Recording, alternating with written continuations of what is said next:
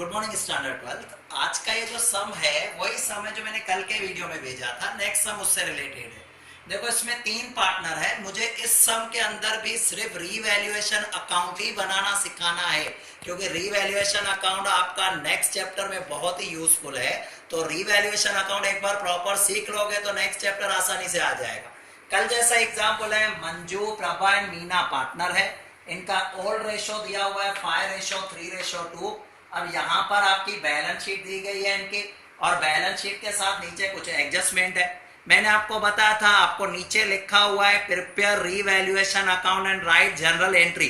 ये भी text book का ही एक सम है, शायद एक्सरसाइज नंबर 10 है, बट फिर भी अगर मान लो इसमें ऐसा लिखा हुआ है कि prepare revaluation account and general entry, तो आज मैं जनरल एंट्री कैसे करनी है, रीवैल्यूएशन अकाउंट कैसे करना, एक बार फिर से समझा देता हूं। कल भी मैंने आपको बताया था, अगर कुछ बेनिफिट होगा तो रीवैल्यूएशन क्रेडिट होगा, लॉस होगा तो रीवैल्यूएशन डेबिट होगा, एसेट होगी तो रीवैल्यूएशन आपको क्रेडिट करना पड़ेगा, और लायबिलिटी होगी मतलब लॉस हुआ तो रीवैल्यूएशन डेबिट हो जाएगा। आते हैं एक चीज पर, देखो यहाँ पहला एडजस्टमेंट लिखा हुआ है कि न्यू रेशो 3:2:1 है। न्यू रेशो का हमें कुछ भी काम नहीं है, क्योंकि कल पहले भी मैंने बताया था कि जो भी प्रॉफिट या लॉस होता है वो हमेशा ओल्ड रेशो में ही डिस्ट्रीब्यूट होता है। न्यू रेशो आज के बाद का है जो फ्यूचर में काम आएगा, अभी हमें काम का नहीं। तो अब पहली एडजस्टमेंट है, value of land and building increase by 25%, मतलब लैंड एंड बिल्डिंग की वैल्यू 25% बढ़ा देनी है, तो ये हमारा बेनिफिट हो गया। यहाँ लैंड एंड बिल्डिंग की वैल्यू 1 लाख है, अब 1 लाख से बढ़ा के 1,25,000 कर देनी है, तो इसका मतलब 25,000 का बेनिफिट हो गया। ये रीवैल्यूएशन अकाउंट मैंने बनाया है। रीवैल्यूएशन अकाउंट में क्रेडिट साइड मैंने दिखाया land and building 25,000। Second adjustment है, फर्नीचर की वैल्यू रिड्यूस बाय 10% कम कर देनी है। फर्नीचर आपका 30,000 का है, 30,000 का 10% मतलब 3,000, वैल्यू कम हो गई, तो फर्नीचर मैंने 3,000 डेबिट पे दिखा दिया, क्योंकि वैल्यू कम हो गई मतलब लॉस हुआ। सेम वे में वैल्यू ऑफ मशीन कैप्ट 80%, मतलब मशीन की वैल्यू 80% कर देनी है, 80% कम कर देनी है। तो यहाँ मैंने एक वर्किंग दिखाई है, मशीन 50,000 है, आपको उसकी वैल्यू 80% करनी है, मतलब 50,000 का 80% देखें तो 40,000 हुई, तो मशीन की वैल्यू 40,000 कर देनी है। दैट मींस अभी यहाँ पर मशीन की वैल्यू 50,000 दिखाई है, आपको उसकी वैल्यू करनी है 40,000। इसका मतलब 10,000 लॉस हुआ, तो 10,000 का लॉस मैंने यहाँ पर मशीन अकाउंट दिखा दिया। सेम वे में अगर हम देखें, यहाँ दिखाया हुआ है book value is 5,000 more than its market value, value of book value of stock, यहाँ पर वर्ड मुझे ऐड करना रह गया है, book value of stock 5,000 more than its market value। इसका मतलब जो बुक वैल्यू है वो मार्केट वैल्यू से ज्यादा है।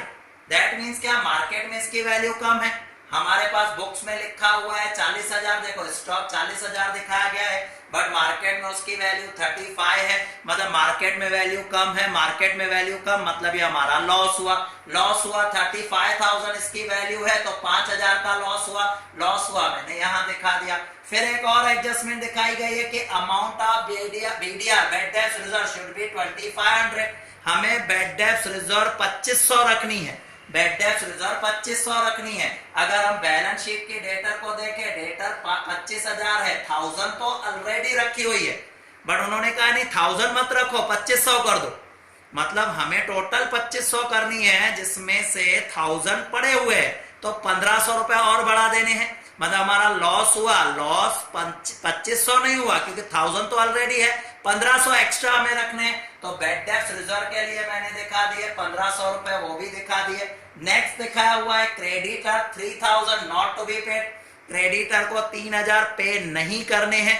अब पे नहीं करने, दैट मीन्स हमारा ये बेनिफिट हो गया। अब 3,000 का बेनिफिट मतलब मैंने क्रेडिट पे दिखा दिया, बाय क्रेडिटर अकाउंट 3,000 रुपए।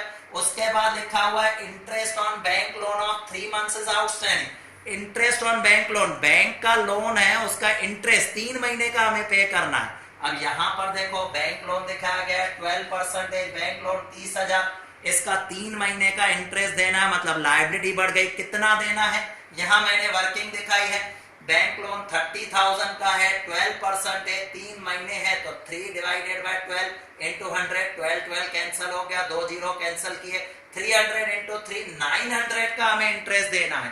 दैट मीन्स 900 का जो इंटरेस्ट देना है हमें देना है, मतलब लायबिलिटी बढ़ गई तो ये लॉस हुआ, तो मैंने इंटरेस्ट जो दिखा दिया 900 वो दिखा दिया। अब जितनी भी एडजस्टमेंट है सब कंप्लीट हो गई। अब हमें देखना है अगर क्रेडिट साइड का टोटल ज्यादा है मतलब प्रॉफिट हुआ, डेबिट का टोटल ज्यादा है मतलब लॉस हुआ। तो यहां पर मैंने टोटल किया, क्रेडिट साइड का टोटल आ रहा है 28,000, डिफरेंस हमने निकाला 7,600। तो इसके लिए लिखेंगे किसको बांटना पड़ेगा, पार्टनर को, तो मैंने लिख लिया पार्टनर्स कैपिटल। 3 पार्टनर है, मंजू के पोर्शन में आ रहा है 3800। कैसे डिस्ट्रीब्यूट किया उसकी वर्किंग भी मैंने यहाँ दिखाई हुई है। मंजू टोटल प्रॉफिट 7600 है, 7600 में से 5 हिस्से मंजू को देने हैं, तो 5/10 3800 मंजू के हिस्से में है, 2280 प्रभा के हिस्से में आ रहा है, 1520 आ रहा है आमीना के हिस्से में। तो इस तरह से हम ये रीवैल्यूएशन अकाउंट बना सकते हैं।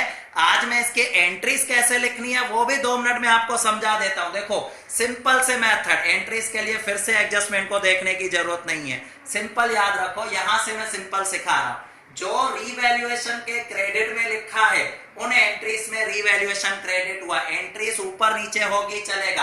पहली एंट्री अगर मान लो मुझे लिखनी है, यह रीवैल्यूएशन का क्रेडिट साइड है, तो मैं क्या लिखने वाला हूं, रीवैल्यूएशन का क्रेडिट साइड है तो मैं लिखने वाला हूं land and building account debit, land and building account debit to revaluation account, और अमाउंट में 25,000। सेकंड एंट्री की मैं बात कर रहा हूं क्रेडिटर, वो भी क्रेडिट में दिखाया गया, तो मैं लिखने वाला हूं creditor account debit to revaluation account, मतलब जो 2 एंट्रीज रीवैल्यूएशन के क्रेडिट में उसमें रीवैल्यूएशन क्रेडिट हो रहा है। अब हम आ जाते हैं तीसरी, यहां पर रीवैल्यूएशन डेबिट हो रहा है, तो मैं यहां एंट्री लिखने वाला हूं revaluation account debit to furniture account, revaluation account debit to furniture account. अब कितना अमाउंट है 3000, मैंने 3000 दिखा दिया।